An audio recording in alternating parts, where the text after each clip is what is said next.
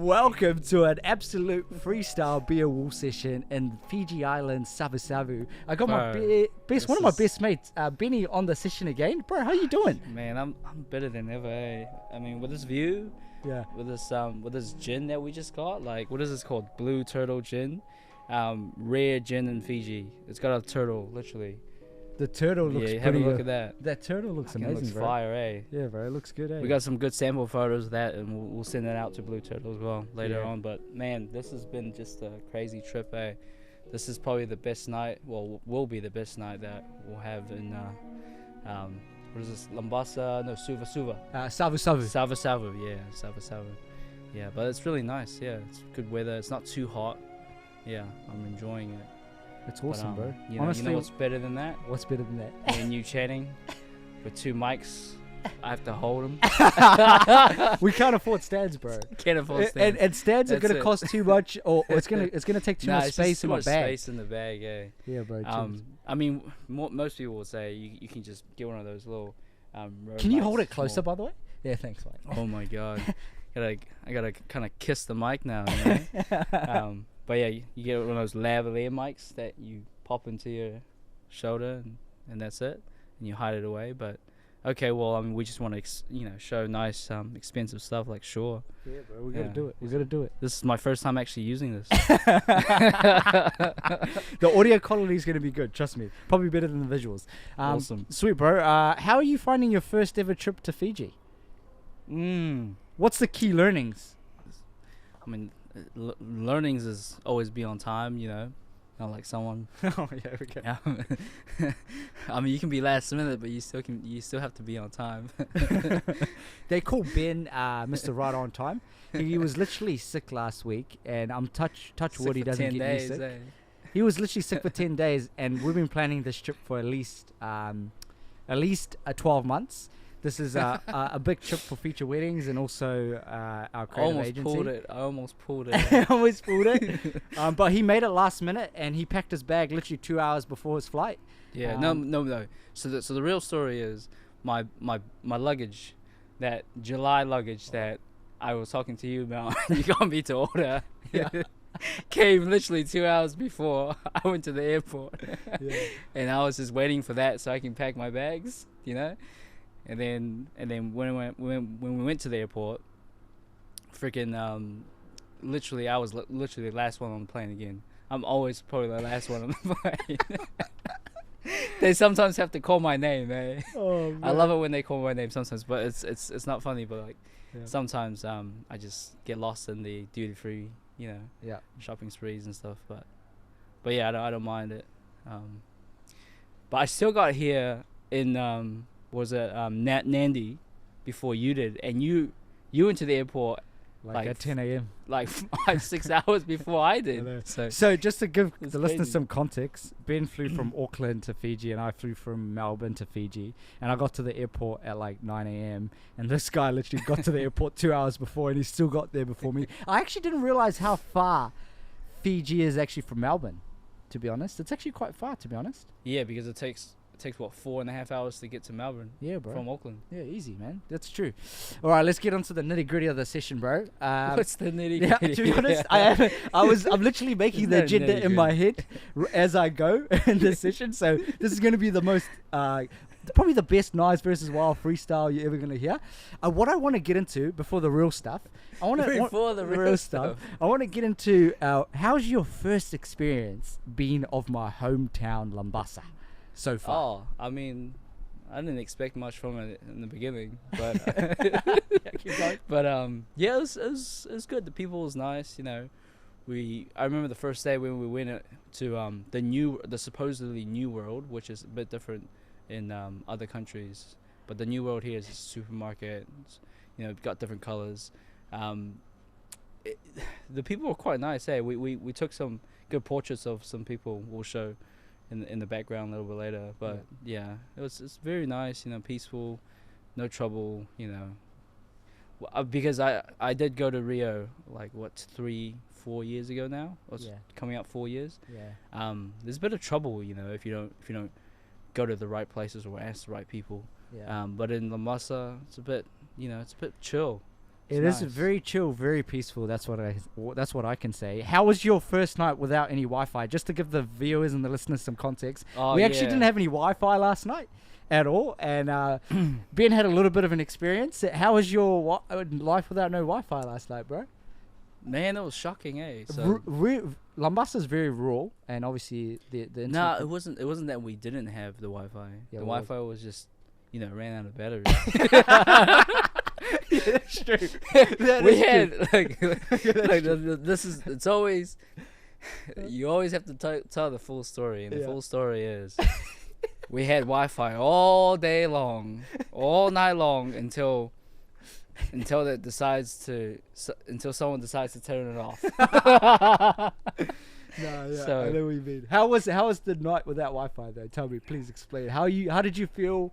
I know you had a lot of work to do, like actual work. So how did it feel living without Wi-Fi? That's a great question. Man, it's just you feel like you lost that connection with everyone. You know what I mean? You're just staring at a phone that says still trying to send the message. It's like still. I didn't even say bye to the missus, bro. I didn't even say good night to the missus. I snuck some through. What I did was I found some spots in the house that you can still probably get some, because the truth of the fact is we're quite fortunate. We actually got roaming packages. Yeah. You know what I mean? We quite pay privileged. Quite a bit of money for roaming packages, but even then, some places in Mombasa, like your house, didn't accept our roaming packages. It didn't, bro. It didn't like it, bro. We actually had roaming, but the 3G didn't work where we like literally. No, it's not 3G. We only had 3G, and 3G you can barely send text messages. Yeah. What you can do in 3G is nowadays it's probably you can probably just call. Yeah. Call, text, maybe text message a little bit, but any sort of data usage, messenger, text, or images, you just can't. You can't, eh? Yeah. No, it's difficult, but obviously good learnings. One thing that I can remember from Mombasa is that dog that we saw at the market. Yeah, that was sad, man. That was a real sad moment. Such a because coming from we both dog owners, and I have a cat, but it's just I've been to loads and loads of places, but this time it really touched the heart. You know what I mean? So like the story of it is that we felt so bad for this dog. We've got videos to show this as well, and you probably throw it up later. But we try to find dog food everywhere in the market. No one was giving us. No one was giving us dog food. No one was trying to help. Everyone. It's so sad that everyone's just like dismissing this dog. Like even if the dog's just walking on the street, like the cars don't even see it, and it literally within inches away was gonna get crushed. Yeah, and then that was really sad. That I think that's sadder than it being hungry. So eventually we got some bread for 99 cents, Fijian cents, and Nigel, out of the kindness of his heart, broke off a piece of bread and decided to give it to the dog, and the dog looked at it and smelled it. It was probably smelled pretty nice, but didn't end up eating it. I think he didn't like our bread at all. Yeah, I know. I think yes, maybe the bread was a bit too big. Yeah. The piece, and two, maybe he just has trust issues. Yeah, that's what I think. I think maybe as well. He kept on looking at us, staring at us, trying to like figure us out. You know what I mean? Yeah. It's like why would you guys do this? No one has ever done this before. That's so true. Actually, I felt that.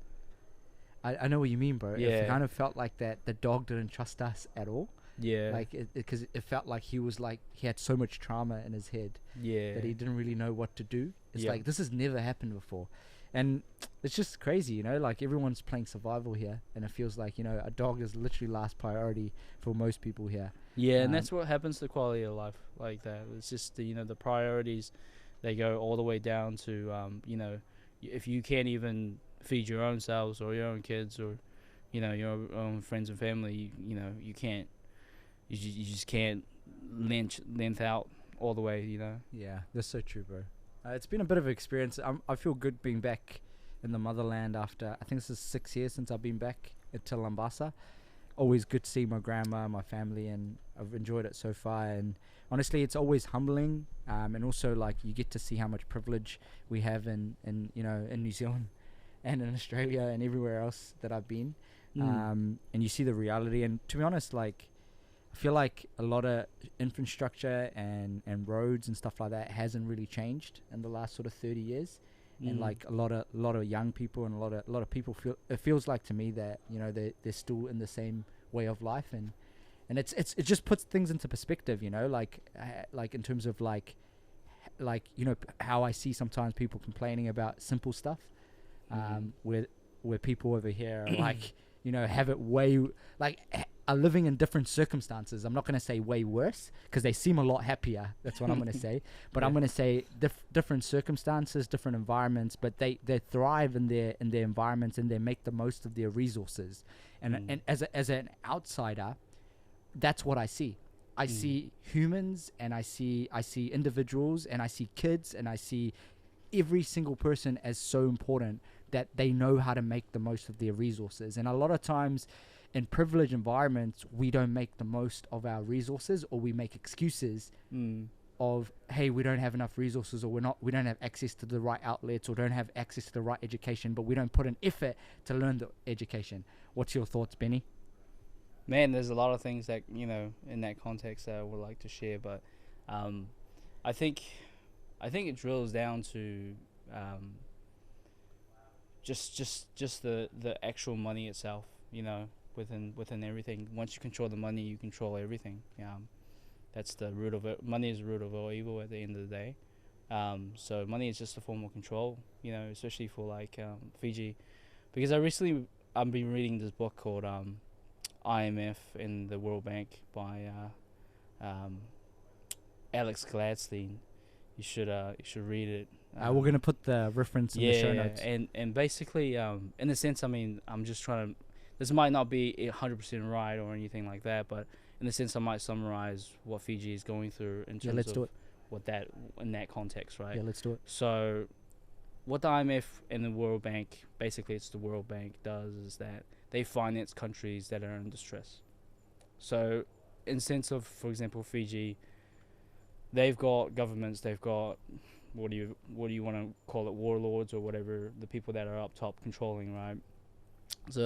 So if they ever in need of a loan, or in need of, or because of poverty of loan, or because they can't pay their debts back, because they all borrow from, obviously the World Bank, they can extend their loan, or they can borrow again from the World Bank.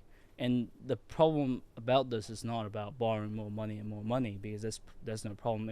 Every country does it, except for America. But in that sense, is that the problem is that the money goes from the World Bank and all those loans to the people up the top, and they're not really sharing it down below. That's the big problem. And at the end of the day, the World Bank and the IMF controls these people to basically, so the money is not getting passed to the people. So you're borrowing money trying to make things better in this country, but it's not making it better. It's only making it better for the greedy people like the World Bank and the IMF. Does that make sense? Yeah. So the World Bank and the IMF says, okay, for example, I don't know if this is true, but this is what I'm going to just elaborate here. Let's make some good infrastructure within within Fiji. Okay, well, where do you want to pick? Okay, well, let's pick for example, Nandi, and let's make Nandi really nice. Okay, cool. Let's make Nandi really nice. Let's do it. So they've obviously invested infrastructure, in all these things in Nandi. Hence why Nandi is very, very nice, and all this resorts and luxurious hotels comes through, with all right? the tourism and stuff like that. But who owns these results? Who owns these banks? Who owns these things over there? Who? Definitely not the people of Fiji. That's true.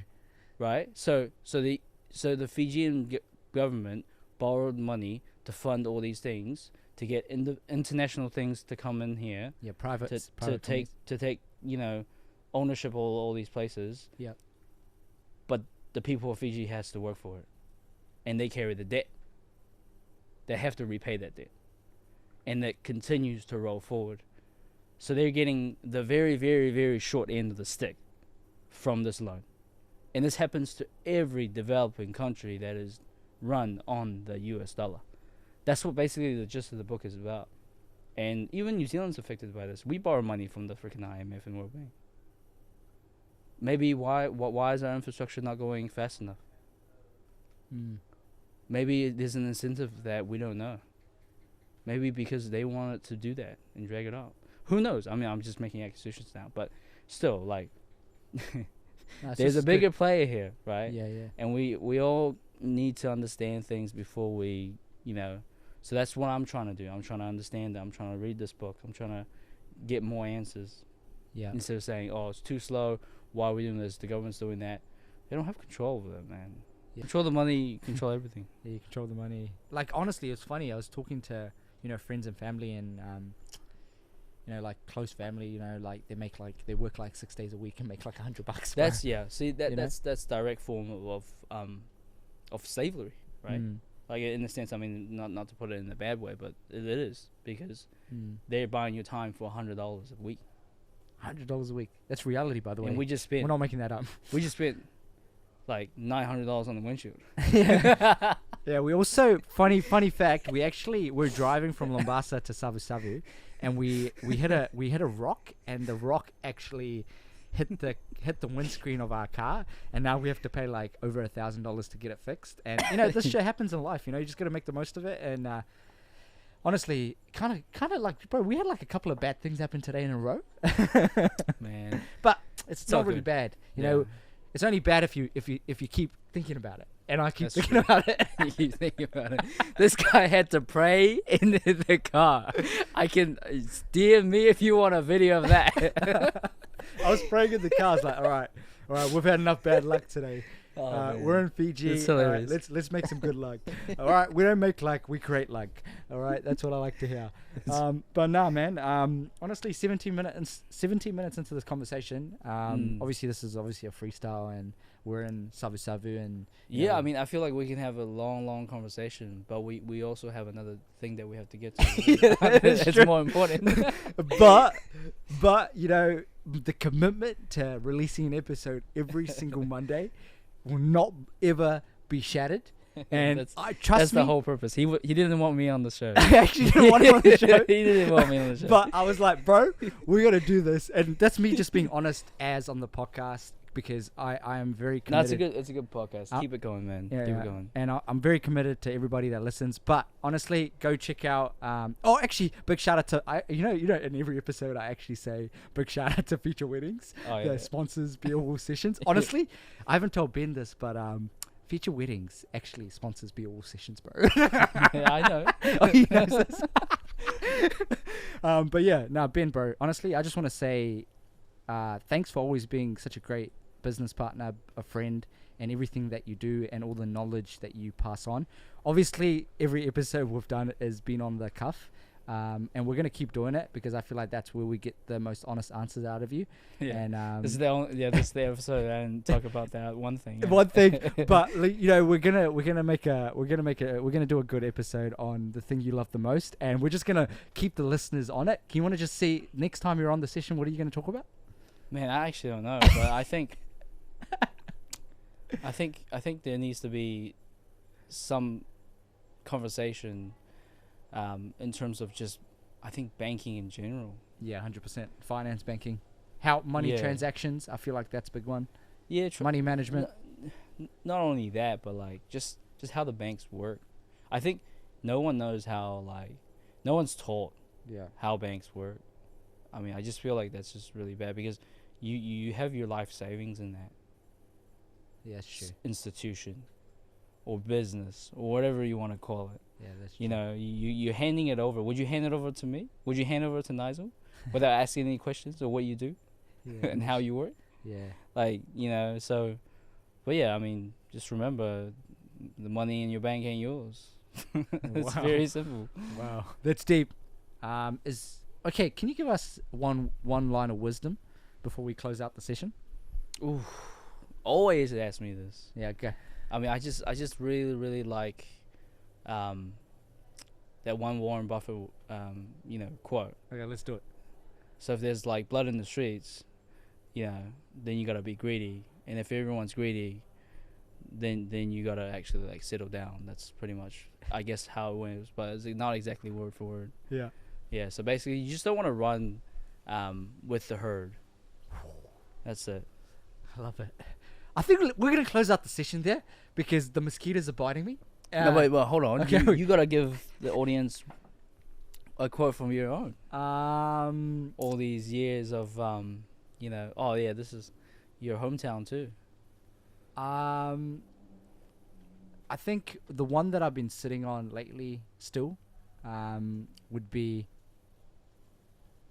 if you do it from the heart, no matter what it is, even if you think is right or wrong, and even if you think people that you love the most, or if you feel like the world's going to go against you, if you do it from the heart, it doesn't matter. Because if it's from a pure and a genuine place in the heart, I think regardless of what you do, it's always gonna be meaningful, even if it doesn't play out the way you think it's gonna play out, as long as you do it from the heart. Damn, that's strong, man. Yeah. I got a big heart, bro. I know you do. I know you do. All right, we're gonna close out the session. The mosquitoes are biting me. We're gonna go get some dinner now. Hopefully the video and the light shows up, but I know the audio is just before we come leave. out, go. All right, go. Stop drinking this. If you ever go to Fiji, Here we go. Please, maybe just go on past Lambasa, bro, and just stay in Dinnerau or stay somewhere else, because it is a better experience. All right, bro. Nah, it's all nice. It's experience either way.